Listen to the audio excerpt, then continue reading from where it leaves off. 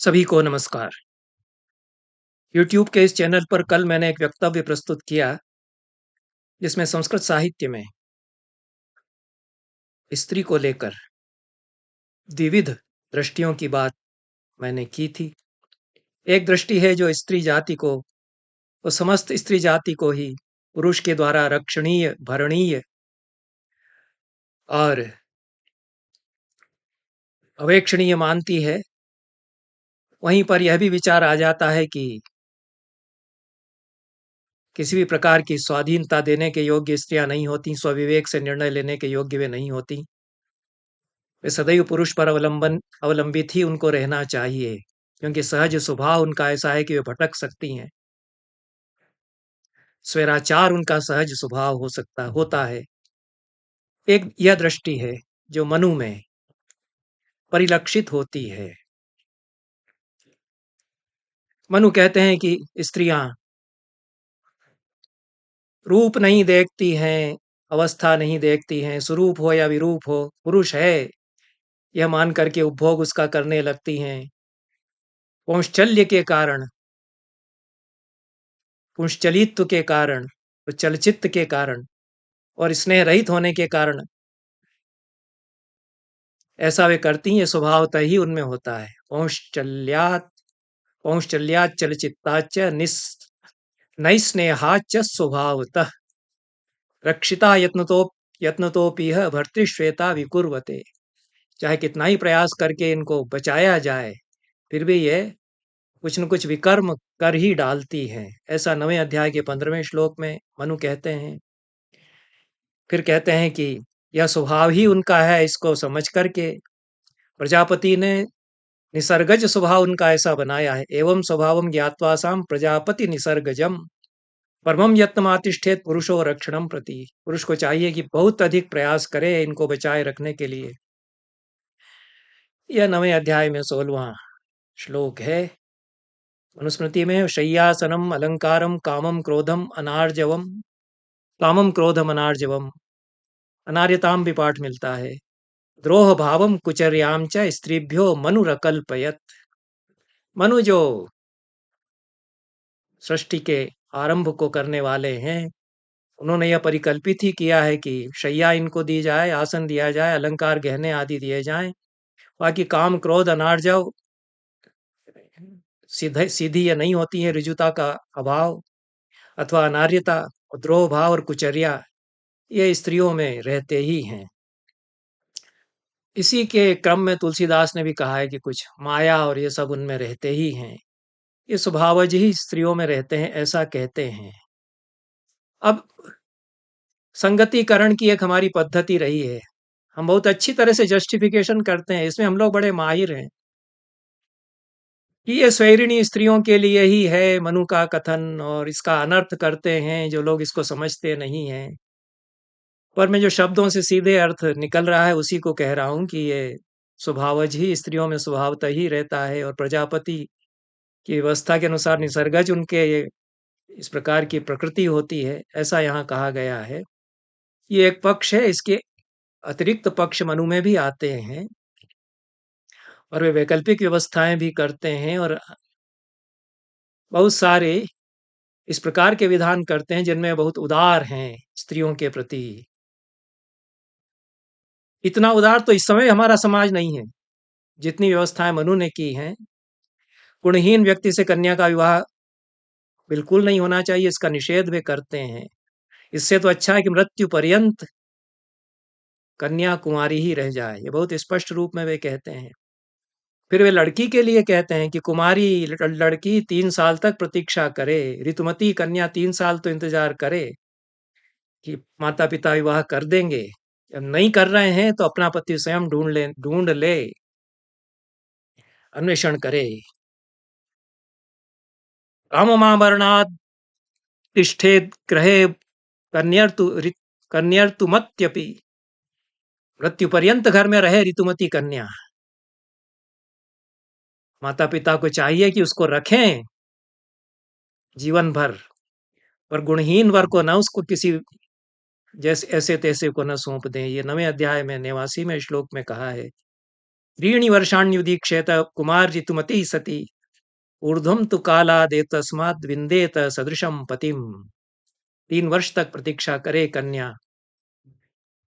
ऋतुभाव को प्राप्त होने के पश्चात। उसके पश्चात यदि माता पिता विवाह नहीं करते हैं तो अपने योग्य पति का चयन वो करके विवाह कर ले। अदीयमाना भर्तारम अधिगच्छेद यदि स्वयं नैनः किंचिदवाप्नोति न चयम साधिगच्छति।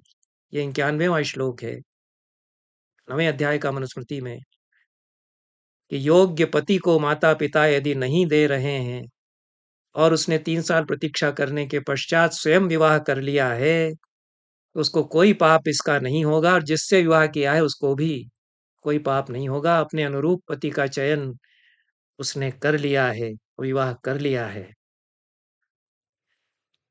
तो ये सारी पुरुषवादी व्यवस्था है और उसमें ये विधान स्त्री के लिए इतनी छूट देकर के बनाए गए हैं, बड़े उदार भाव से बनाए गए हैं। इतना उदार भी हमारा समाज बना रहता, जो समाज हम देखते आए, जो मध्यवर्गीय समाज हमारा है, कट्टरपंथी समाज एक तरह से हमारा है, उसमें मनु स्त्री के जीवन निर्वाह का भी पूरा पूरा ध्यान रखते हैं। विवाहिता स्त्री या कन्या पति तथा पिता की वारिस नहीं हो सकती है तो वे कहते हैं, पर कन्या के भाइयों को स्पष्ट निर्देश देते हैं कि वे अपने हिस्से में से एक एक हिस्सा अलग करके बहन के नाम कर दें।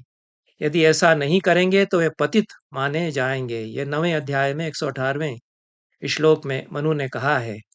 पुत्रिका की एक अवधारणा आती है। पुत्रिका बड़ा विशेष शब्द है, जैसे पुनर्भू एक विशेष शब्द है, कल मैंने चर्चा की है। जो पुनर्विवाहिता स्त्री के लिए आता है वो विधवा भी पुनर्भू का एक प्रकार है याज्ञवल्क्य में। और अविधवा भी यदि पुनर्विवाह करती है तो वह भी पुनर्भू के भीतर एक प्रकार आता है, जो अपने पति को छोड़ करके अन्य विवाह करती है। और कामसूत्र में भी वात्स्यायन ने याज्ञवल्क्य के द्वारा निर्धारित ये पुनर्भू की 7 कोटियां स्वीकार की हैं। और पुत्रिका लेकिन है वह पुत्री जिसका भाई नहीं है, वह पुत्रिका कहलाती है। पुत्रहीन व्यक्ति की बेटी है।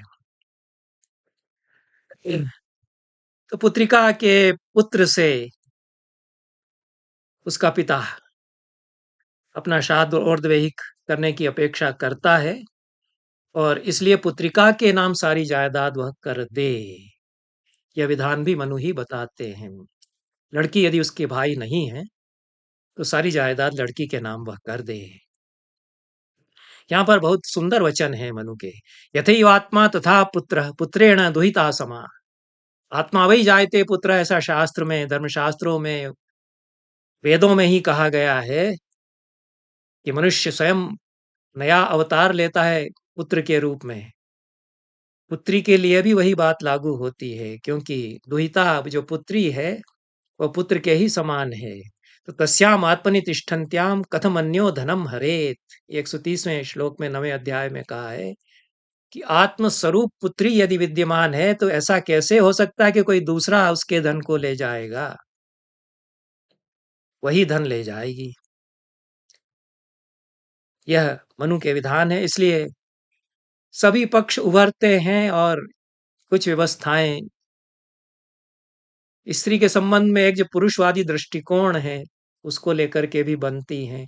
और पुरुषों के वर्चस्व के समाज में जो धारणाएं हो सकती हैं वे तो हैं, उनकी संगति ठहराई जाए भले ही, लेकिन वो संगति लीपापोती हो जाती है कई बार, जब उसमें बहुत इस प्रकार के निर्देश आते हैं, इस प्रकार के वचन आते हैं कि विश्वास कभी ना करे, स्वभावतः ही वे अविश्वसनीय होती ही हैं और स्वभावतः ही वे इसी प्रकार की होती ही हैं। एक प्रश्न दूसरा आता है जिसमें हमारे यहाँ एक मान्यता चली आ रही है कि हिंदू समाज में, हिंदू धर्मशास्त्रों में, हमारे विधानों में तलाक के लिए कहीं कोई प्रावधान नहीं है। मैं ऐसा नहीं मानता। वो बहुत सुस्पष्ट प्रावधान है और ज्यादा अच्छी तरह से वैकल्पिक प्रावधान है। हालांकि पुरुषवादी व्यवस्था में ये सारे प्रावधान किए गए हैं, इसलिए पुरुष के पक्ष से ये प्रावधान होते हैं। मनु के यहाँ तो इसी प्रकार का प्रावधान है और उसके लिए शब्द है, मोक्ष शब्द है। तो मोक्ष शब्द यहाँ वेदांत का मोक्ष नहीं है। मोक्ष मतलब मुक्ति, मतलब छुटकारा। छुटकारा स्त्री का पुरुष से, पुरुष का स्त्री से पा लेना, यह मोक्ष है। ये तलाक के अर्थ में आया है और इसकी कई कोटियां हैं, धर्मशास्त्रों में भी, कौटिल्य के अर्थशास्त्र में भी, अन्य ग्रंथों में भी ये कई प्रकार के मोक्ष हो सकते हैं। एक जो मनु बताते हैं 9वें अध्याय के 77वें श्लोक में, संवत्सरम प्रतीक्षेत द्विशंतीम योषितम पति ऊर्ध्वम संवत्सरात्वेनाम दायम हृत्वा न संवसेत। 1 वर्ष तक पति प्रतीक्षा करे, जो द्वेष रखने वाली पत्नी है, वह सहवास नहीं करती है, अलग रहती है, पति के प्रति दुर्भावना रखती है, मिलने मिलने नहीं आती है पति से, एक ही घर में रहते हुए भी, तो 1 वर्ष बीत जाने के बाद सारे दाय भाग को जब्त करके और उसके साथ सहवास बंद कर दे, ऐसा कहा है। पर विमुक्ति इससे नहीं होगी। ये एक प्रकार का तलाक कहा जा सकता है कि उसने संबंध विच्छेद कर लिया है और दाय भाग भी उसका जब्त कर लिया है, पर यह पति पत्नी के बीच जो संबंध है उसका विच्छेद पूरी तरह से नहीं कहा जाएगा। तो आगे वो यह भी वे कह चुके हैं इसके पहले, आगे नहीं। न निष्क्रय विसर्गाभ्याम भर्तुर्भार्या विमुच्यते। निष्क्रय से और विसर्ग से, छोड़ देने से ये भर्ता और भार्या के संबंध समाप्त नहीं हो जाते। यही धर्म है जो प्रजापति ने बताया है पहले, तो उसको भरण तो करना पड़ेगा। दाय भाग उसका जब्त कर लेने के बाद भी जिम्मेदारी उसकी बनी रहेगी। वो साथ रहना बंद कर देता है, फिर भी उसके भरण पोषण की व्यवस्था उसको करनी पड़ेगी। यह एक तलाक का प्रकार है। इसके आगे मनु पूरी तरह से संबंध विच्छेद होकर के अलग हो जाएं, ऐसी व्यवस्था मनु नहीं करते, पर अन्य धर्मशास्त्रकार जो उतने ही बड़े ऋषि हैं वे व्यवस्था करते हैं। पराशर स्मृति पराशर ऋषि की लिखी हुई है, वो तो व्यास जी के पिता हैं, महान ऋषि हैं। तो नष्टे मृते प्रव्रजिते क्लीबे वा पतिते पतौ पंचास्वापत्सु नारीणाम पतिरन्यो विधीयते।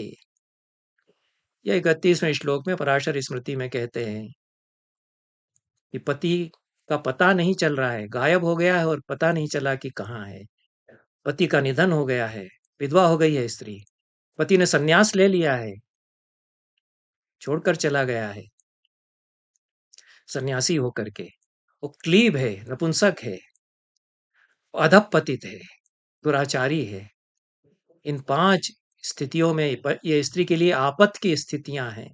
इन 5 आपत्ति की स्थितियों में स्त्री के लिए अन्य पति चुना जाए और दूसरा उसका विवाह किया जाए, ये पराशर कहते हैं। पराशर स्मृति एक धर्मशास्त्र का मान्य ग्रंथ है और उसको भी स्वीकार किया गया है। धर्मशास्त्रों के बीच उसकी व्यवस्थाओं को भी अनेक देश प्रदेशों में मान्य किया ही गया है।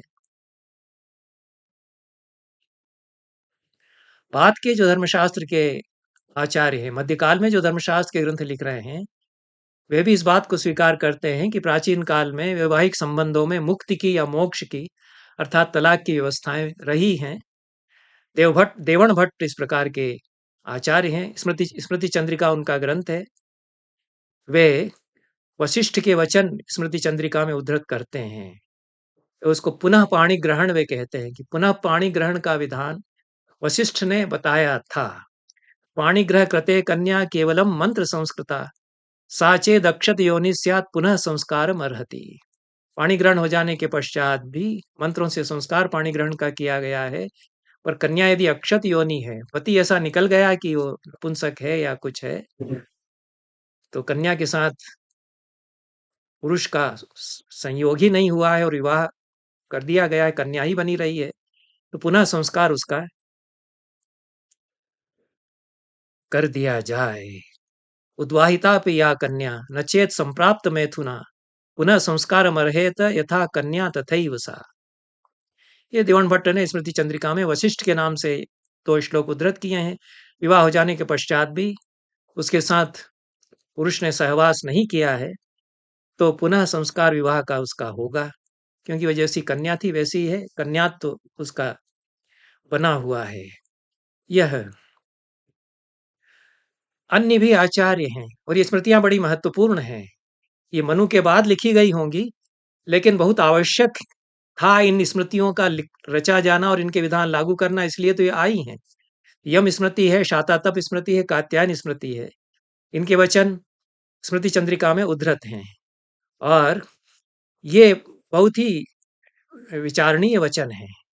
ये कहते हैं कि कन्या का विवाह धोखे से, गलत व्यक्ति से यदि हो गया है, धोखा देकर के विवाह कर लिया है, वो पता नहीं था कि लड़का ऐसा है, क्लीब है, नपुंसक है, अत्यंत दुराचारी है या क्रिमिनल है, तो उस लड़की के नातेदार बलपूर्वक धोखे से विवाह करने वालों के घर में घुसकर बलात् कन्या को उस घर से निकाल करके ले आएंगे और राजपुरुषों का सहयोग इसमें लिया जाएगा। फिर विधिवत अन्य युवक से वे उसका पाणी ग्रहण करा देंगे। यह विधान जो है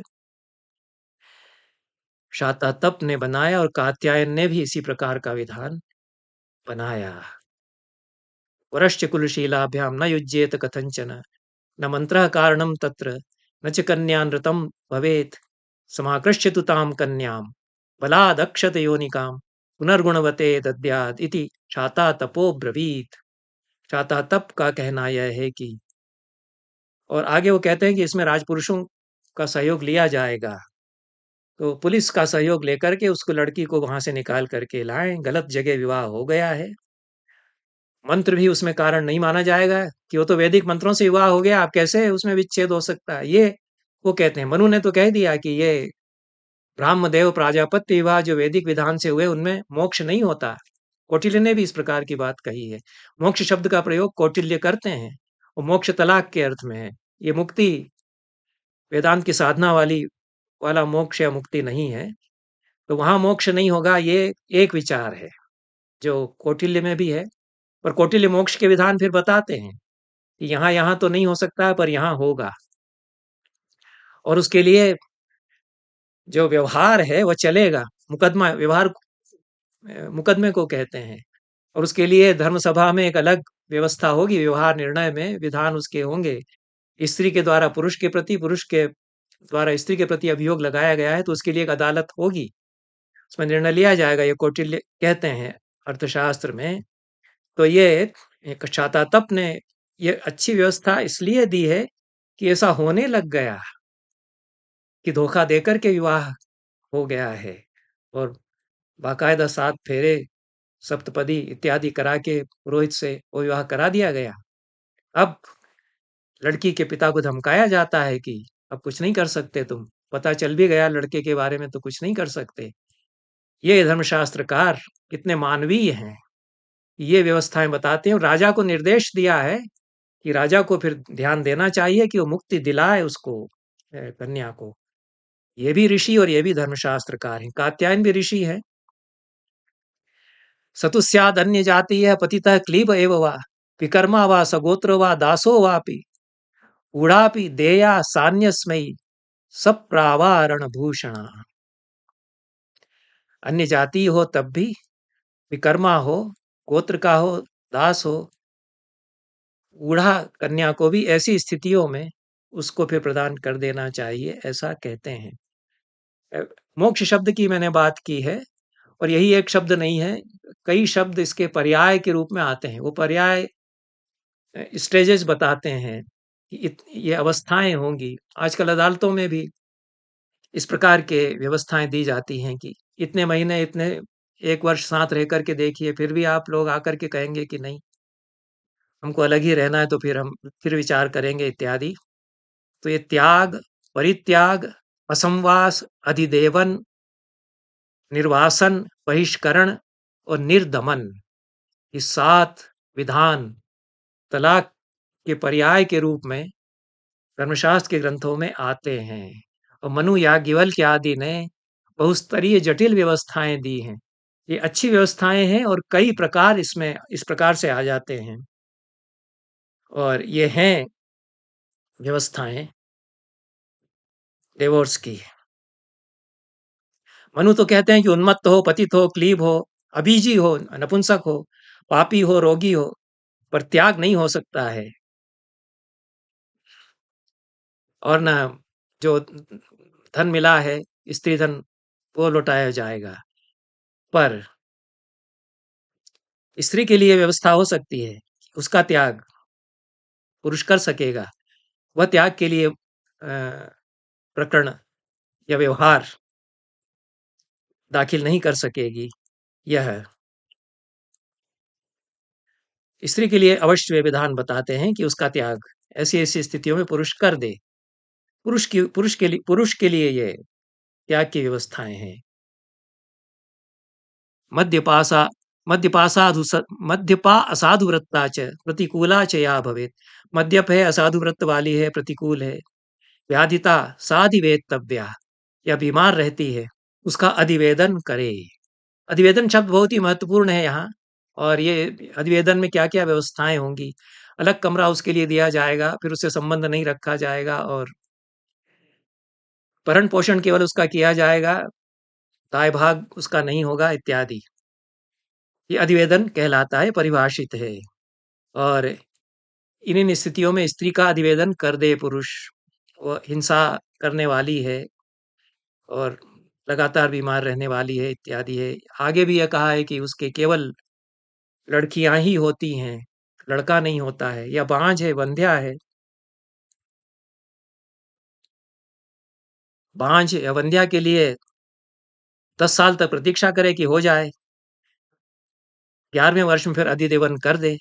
ऐसा स्त्री जननी जो है, केवल कन्याएं ही जन्म लेती हैं उसके, तब भी उसका अ, अधिवेदन कर दे। या पुरुष के लिए विधान उन्होंने बनाया है। लेकिन अधिवेदन करने के पश्चात उसका अपमान न करे, अलग उसको रखे और उसके लिए कपड़े और भोजन की व्यवस्था करता रहे। यह विधान है। और अधिविन्न नारी कहा गया है, जिसका अधिवेदन कर दिया गया है। तो जो अधिविन्न नारी है, उसके लिए निर्धारित है कि वो घर से बाहर नहीं जाएगी। पति ने संबंध बंद कर दिया है और दाय भाग नहीं देगा, केवल कपड़े और खाना देता है, तब भी वह घर में उसको रहना ही पड़ेगा। ये मनु के कथन हैं। उस समाज में जैसी उदार व्यवस्थाएं स्त्री के लिए एक पुरुष के रूप में मनु कर सकते थे, बहुत ध्यान रख कर के उन्होंने समाज को बनाए बचाए रखने के लिए इस तरह की व्यवस्थाएं की हैं। इनको आधुनिक दृष्टि से इस प्रकार की समीक्षाएं कई बार गलत भी हो जाती हैं। और सत्य जो मैं कह रहा हूं वह तो है ही कि ये पुरुष की दृष्टि से, पुरुष के वर्चस्ववादी समाज में बनाए गए विधान है, चाहे वो बहुत उदार होकर के बनाए गए हों कि इतनी कृपा हम कर रहे हैं, इतना कंसेशन तो दे ही रहे हैं, या अनुदार होकर के बनाए गए हों। पर याज्ञवल्क्य जो व्यवस्थाएं मनु केवल पुरुष के लिए बताते हैं, उलटकर स्त्री के लिए भी उनको निर्धारित करते हैं। और यह तो याज्ञवल्क्य जो मनु ने कहा है उसको स्वीकार करते हैं कि वे विचारिणी है और केवल स्त्री संतान ही जन्म जन्म देती है और द्वेष रखती है पति से, उसका अधिवेदन कर दे। पर याज्ञवल्क्य, पराशर, नारद, देवल और कौटिल्य थोड़े सी छूट लेते हैं मनु से और सारे ही विधान केवल पुरुष की दृष्टि से न करके स्त्री को भी एक सीमा तक अधिकार देते हैं, ये धर्मशास्त्रकार। इसलिए धर्मशास्त्र के जो कुछ आधुनिक आचार्य हैं, जिन्होंने धर्मशास्त्र पर अध्ययन किया है, निश्चित रूप से उनका अध्ययन धर्मशास्त्रों का मुझसे बहुत अधिक है। लेकिन वे अपने ग्रंथों में उन्होंने जो अध्ययन प्रस्तुत किए हैं, वो मैंने कुछ देखे हैं। धर्मशास्त्र के प्रोफेसर साहबान के जो ग्रंथ हैं, उनमें उन्होंने यही कहा है कि किसी भी सूरत में तलाक जैसा कोई शब्द और तलाक जैसा विधान हमारे धर्मशास्त्रों में नहीं है। ये उन्होंने प्रिज्यूम करके ऐसा लिख दिया है, मान लिया है कि होगा ही नहीं, तो हम ढूँढे भी काहे को? और वो हैं तो धर्मशास्त्र के आचार्य, क्योंकि वो सैक्रामेंटल राइट, एक तरह से सैक्रामेंटल रिलेशनशिप है। वह एक इस प्रकार का संबंध है जो तोड़ा नहीं जा सकता है। लेकिन कुछ धर्मशास्त्रकार हैं जो विधान बता रहे हैं, जो पराशर बता ही रहे हैं कि ऐसी-ऐसी स्थितियों में हर हालत में संबंध विच्छेद कर दिया जाएगा। एक बहुत आधुनिक अध्येता हैं, धर्मवीर उनका नाम है। उन्होंने धर्मशास्त्रों की बड़ी कटु आलोचना इस दृष्टि से की है कि कैसा धर्मशास्त्र है, यह केवल पुरुषों के लिए लिखा गया धर्मशास्त्र है और स्त्री के प्रति इस प्रकार से। वात्स्यायन की भी कामसूत्र की भी उन्होंने बहुत कड़ी समीक्षा की है। कामसूत्र की संतानें उनकी किताब है उसमें, और उन्होंने कहा कि तलाक की जैसी कोई व्यवस्था हो ही नहीं सकती थी इस समाज में, ऐसा ये अधपतित समाज है। वो दलित विमर्श के बड़े प्रवक्ता माने जाते हैं, धर्मवीर। उन्होंने भी पूरी तरह से पढ़ा नहीं है, न तो वात्स्यायन को, जिसकी की बहुत कड़ी आलोचना वे करते हैं कि बहुत ही गंदा ग्रंथ है, इसको तो फेंक देना चाहिए, स्त्रियों के लिए यह नहीं है। फिर किसी ने कहा कि स्त्रियों के लिए अलग कामसूत्र रचा जाना चाहिए, फिर स्त्रियों का कामसूत्र लिखा गया आधुनिक काल में। बहुत अच्छा है, लिखना चाहिए उनको, पहले किसी ने नहीं लिखा। लेकिन वात्स्यायन सचमुच में वैसे नहीं है जैसा कि धर्मवीर उनको मान लेते हैं, और धर्मशास्त्र भी वैसा नहीं है जैसा कि वो कहते हैं। और कात्यायन, याज्ञवल्क्य, पराशर और नारद, इनमें वैवाहिक संबंधों में मोक्ष या तलाक की व्यवस्थाएं हैं। नारद पर मैंने चर्चा अन्य वक्तव्यों में की है। वे अर्थशास्त्र की बात जिस तरह से करते हैं, बड़े विचारक वे हैं, परम ज्ञानी हैं, और वे बृहस्पति के अर्थशास्त्र को जिस प्रकार से बताते हैं, वो चारवाक सम्मत अर्थशास्त्र वहां पर आता है। और इन्हीं नारद की स्मृति है। नारद फिर वैवाहिक संबंधों पर भी बात करने के लिए आते हैं अनुशासन पर्व में, उसकी चर्चा में अन्यत्र करूंगा। पर कौटिल्य स्त्री को अधिकार देते हैं कि नीच कृत्य करने वाले परदेश चले गए राजा, अपराधी, हत्यारे या क्लीबपति को वह छोड़ सकती है।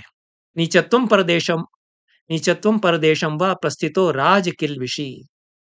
क्रिमिनल है, उसने ऐसा अपराध किया है कि उसको मृत्युदंड दिया जाएगा या आजीवन कारावास दिया जाएगा, ऐसा राज किल्बिषी वह है। प्राणाभिहंता, हत्यारा है, किसी की जान उसने ली है, वो अधपतित है, व्यभिचारी आदि है, और क्लीब है, तो पति को छोड़ दे, ऐसा अर्थशास्त्र में कहते हैं।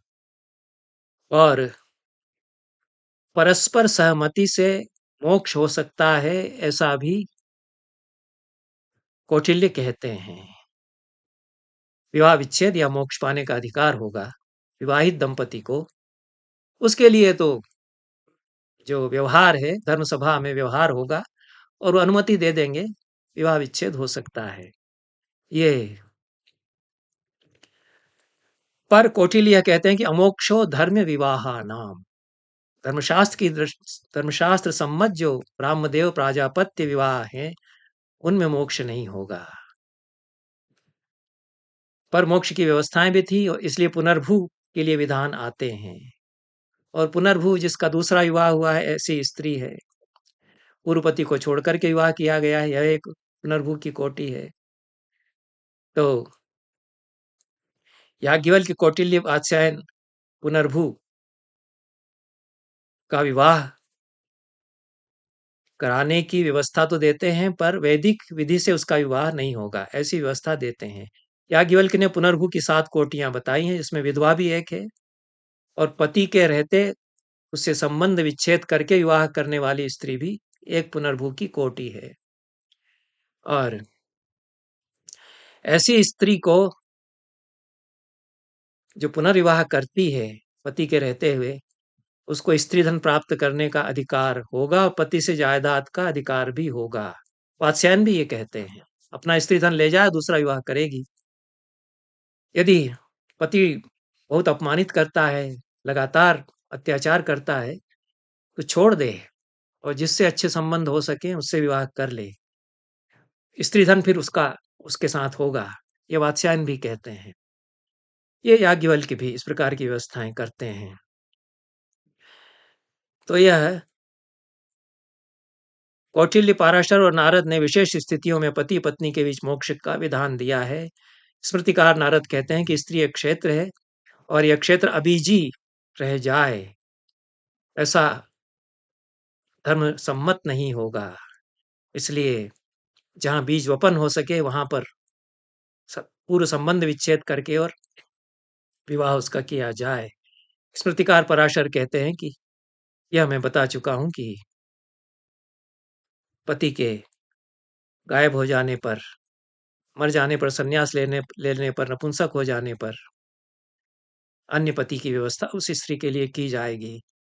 इस प्रकार से वैकल्पिक व्यवस्थाएं विष्णु स्मृति में भी हैं और जायदाद की दृष्टि से भी वैकल्पिक व्यवस्थाएं स्मृतियों में हमारे आचार्यों ने की है, जो अधिक उदार हैं। और यह बहुत ही महत्वपूर्ण है कि धर्मशास्त्र के अनेक ग्रंथ जो ऋषियों के द्वारा लिखे गए हैं, वे याज्ञवल्क्य के ग्रंथ हो, याज्ञवल्क्य की स्मृति हो सकती है, नारद की स्मृति हो सकती है, विष्णु स्मृति हो सकती है, पराशर स्मृति हो सकती है। वे समय के परिवर्तन के साथ कितने सुचिंतित विधान करते हैं, इस पर मैं अन्यत्र कभी चर्चा करूंगा। विष्णु स्मृति कहीं-कहीं लागू की गई, इसके इतिहास में उल्लेख मिलते हैं कि मनुस्मृति के स्थान पर हम विष्णु स्मृति को एडॉप्ट करेंगे, ये कॉन्स्टिट्यूशन स्मृतियां बन जाती हैं। याज्ञवल्क्य स्मृति को तो किया ही गया, अनेक राज्यों में, अनेक देशों में, हमारे भारत जम्बूद्वीप के अंतर्गत याज्ञवल्क्य की और विज्ञानेश्वर की टीका देख कर के तदनुसार हम राज्य चलाएंगे, धर्म की व्यवस्थाएं, न्याय की व्यवस्थाएं करेंगे, ये विधान तो रहा ही है। इसलिए मनु अंतिम सत्य तो है नहीं धर्मशास्त्र के क्षेत्र में। और इन सब को विचार करके जो हमारा समाज है, उसमें स्त्री के प्रति दृष्टिकोण पर विचार किया जाना चाहिए और सुसम्मत सही दृष्टि विकसित की जानी चाहिए। इन शब्दों के साथ यह वक्तव्य यहीं समाप्त मैं करता हूँ। सभी को बहुत-बहुत धन्यवाद। नमस्कार।